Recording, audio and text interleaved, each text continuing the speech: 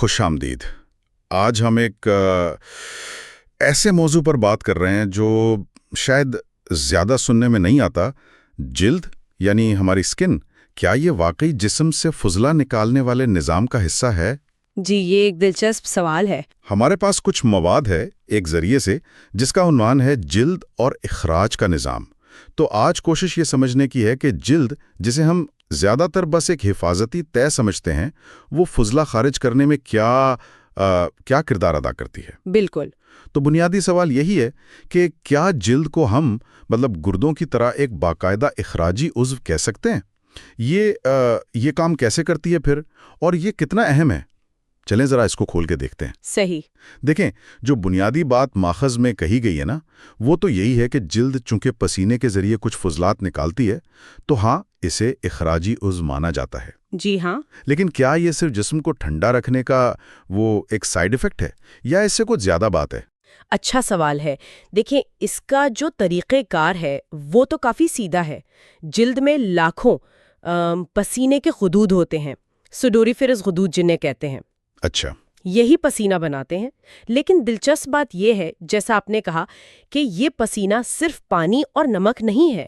عام خیال تو یہی ہے، مگر بالکل، اور ماخذ بھی یہی کہتا ہے کہ پسینے میں ہاں پانی تو بہت ہوتا ہے، لیکن ساتھ میں میٹابولک فضلات بھی ہوتے ہیں۔ جیسے یوریا، جو پروٹین ٹوٹنے سے بنتا ہے، مختلف نمکیات، خاص طور پر سوڈیم کلورائڈ یعنی عام نمک، تھوڑا بہت امونیا اور لیکٹک ایسڈ بھی۔ اچھا۔ اور غور کریں تو یہ وہی چیزیں ہیں جنہیں گردے بھی تو خون سے صاف کرتے ہیں نا۔ جی بالکل، اور یہیں پر موازنہ اہم ہو جاتا ہے۔ دیکھیں، گردے تو بلا شبہ ان فضلات کو، خاص طور پر یوریا جیسے نائٹروجن والے مرکبات کو نکالنے والے وہ پرائمری اعضاء ہیں۔ صحیح۔ پسینے کے ذریعے جو مقدار نکلتی ہے نا، وہ عام حالات میں گردوں کے مقابلے میں کافی کم ہوتی ہے۔ اچھا۔ لیکن یہ بات اہم ہے کہ کچھ خاص حالات میں، جیسے آپ بہت شدید ورزش کر رہے ہوں، یا بہت زیادہ گرمی ہو، یا کبھی گردے ٹھیک سے کام نہ کر رہے ہوں، ہاں یہ ہو سکتا ہے، تو ان حالات میں جلد کے ذریعے فضلات کا اخراج وہ نسبتاً زیادہ اہم ہو سکتا ہے۔ تو یہ بنیادی نہیں، مگر ایک آپ کہہ لیں ایک مددگار یا سیکنڈری راستہ ضرور ہے۔ اچھا، تو یہ صرف ٹھنڈک کا عمل نہیں ہے، بلکہ ایک حقیقی، اگرچہ شاید ثانوی، اخراجی کام بھی کر رہی ہے۔ یہاں یہ بات واقعی دلچسپ ہو جاتی ہے۔ ماخذ بھی تو اسی دورے کردار پر زور دے رہا ہے نا۔ جی ہاں، بالکل۔ جب جسم کا درجہ حرارت بڑھتا ہے، چاہے باہر کی گرمی سے ہو یا اندرونی ورزش وغیرہ سے، تو یہ پسینے کے غد ایکٹیو ہو جاتے ہیں، ٹھیک، اور پسینہ جلد کی سطح پر آ جاتا ہے۔ اب جب یہ بخارات بن کر اڑتا ہے نا، تو جسم ٹھنڈا ہوتا ہے۔ اسے ہم تھرمو ریگولیشن کہتے ہیں۔ یہ تو اس کا بنیادی کام ہے۔ ہاں یہ تو معلوم ہے۔ وہ بھی جسم سے باہر نکل جاتے ہیں۔ اچھا۔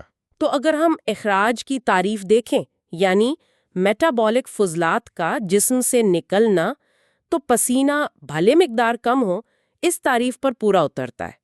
یہ جسم کی صفائی کے نظام کا ایک حصہ ہے۔ صحیح، صحیح۔